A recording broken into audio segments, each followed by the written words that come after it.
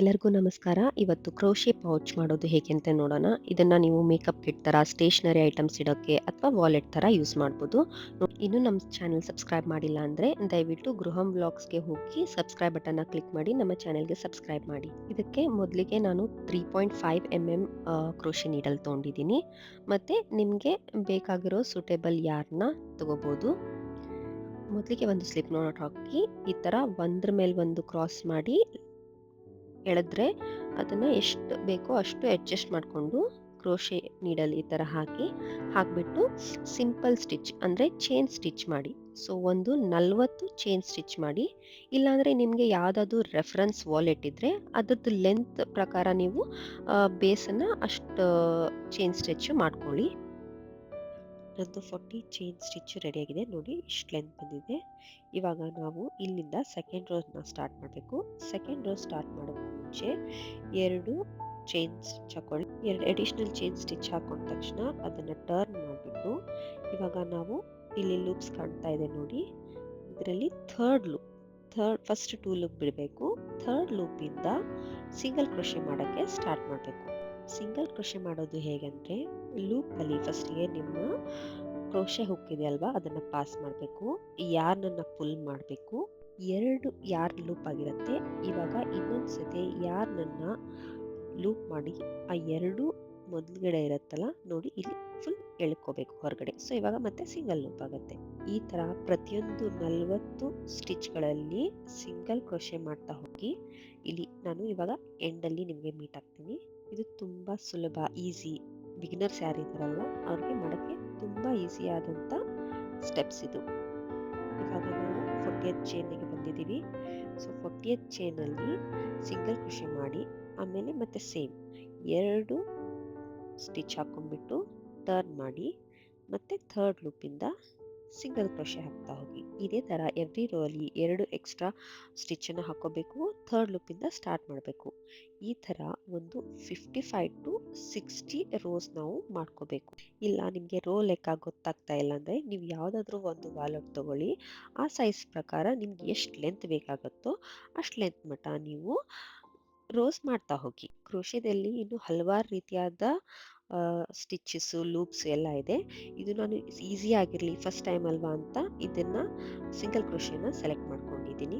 ಒಂದು 55ರಿಂದ 60 ರೋಸ್ ಮಾಡಿದ ತಕ್ಷಣ ನೋಡಿ ಇಷ್ಟು ಲೆಂತ್ ಸಿಗುತ್ತೆ.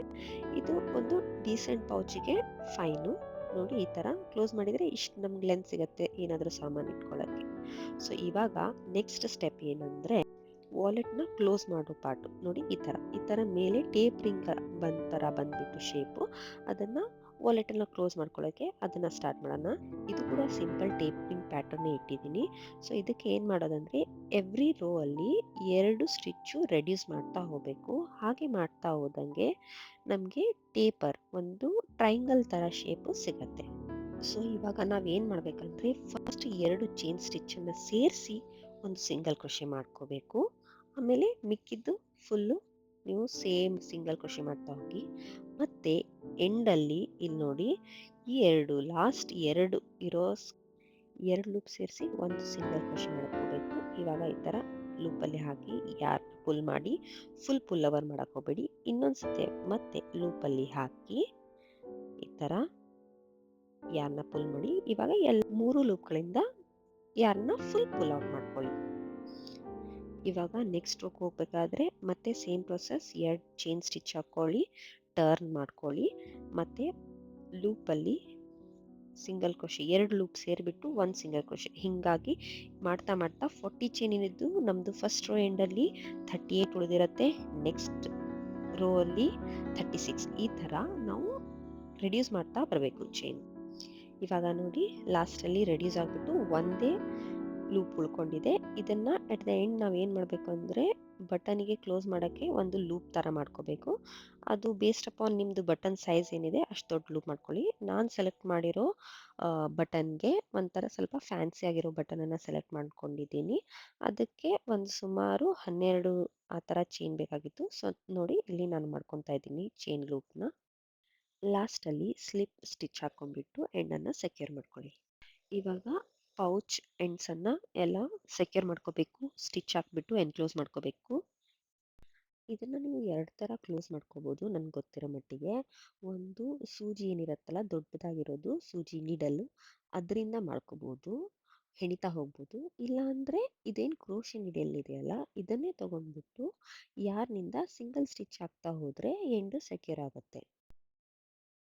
ನಾನು ಇಲ್ಲಿ ಕ್ರೋಶೆ ನೀಡಲಿಂದಾನೇ ಒಂದೊಂದು ಸಿಂಗಲ್ ಸ್ಟಿಚ್ ಹಾಕ್ತಾ ಇದನ್ನು ಫುಲ್ ಸೆಕ್ಯೂರ್ ಮಾಡ್ಕೊತಾ ಇದ್ದೀನಿ. ಒಂದ್ಸತಿ ಎಲ್ಲ ಎಂಡು ಸ್ಟಿಚ್ ಆದಮೇಲೆ ಇದೇನು ಬಟನ್ ಇದೆ ಅಲ್ವಾ ಅದನ್ನು ಪ್ಲೇಸ್ ಮಾಡಬೇಕು. ಇನ್ನೂ ಪ್ಲೇಸ್ ಮಾಡಿಲ್ಲ ನೋಡ್ತೀರಾ. ಅದನ್ನು ಪ್ಲೇಸ್ ಮಾಡಿಬಿಟ್ಟು ನಿಮ್ಮದು ಪೌಚ್ ರೆಡಿ ಆಗುತ್ತೆ. ತುಂಬ ಕ್ಯೂಟಾಗಿರೋ ಪೌಚ್ ನಿಮ್ಮದು ರೆಡಿ ಆಗುತ್ತೆ. ಅದನ್ನು ನೀವು ಸೆಲ್ಫ್ ಯೂಸ್ ಆದರೂ ಮಾಡ್ಕೋಬೋದು, ಯಾರಿಗಾದ್ರೂ ಗಿಫ್ಟ್ ಕೊಡೋಕ್ಕೂ ತುಂಬ ಚೆನ್ನಾಗಿರುತ್ತೆ. ನೋಡಿ, ಅದರಲ್ಲಿ ನೀವು ಮೇಕಪ್ ಕಿಟ್ಟು, ದುಡ್ಡು, ಸ್ಟೇಷ್ನರಿ, ಮಕ್ಕಳು ಕೂಡ ಸ್ಟೇಷ್ನರಿಯಾಗಿ ಯೂಸ್ ಮಾಡ್ಬೋದು. ನೋಡಿ ಎಷ್ಟು ಕ್ಯೂಟಾಗಿ ಕಾಣುತ್ತೆ. ಇದನ್ನು ನೀವು ಯಾವ್ಯಾವ ಕಲರ್ ಬೇಕೋ ಆ ಕಲರಲ್ಲಿ ಮಾಡ್ಕೋಬೋದು. ವಿಡಿಯೋ ಲೈಕ್ ಆದಲ್ಲಿ ಪ್ಲೀಸ್ ಲೈಕ್ ಮಾಡಿ, ಶೇರ್ ಮಾಡಿ, ಕಮೆಂಟ್ ಮಾಡಿ.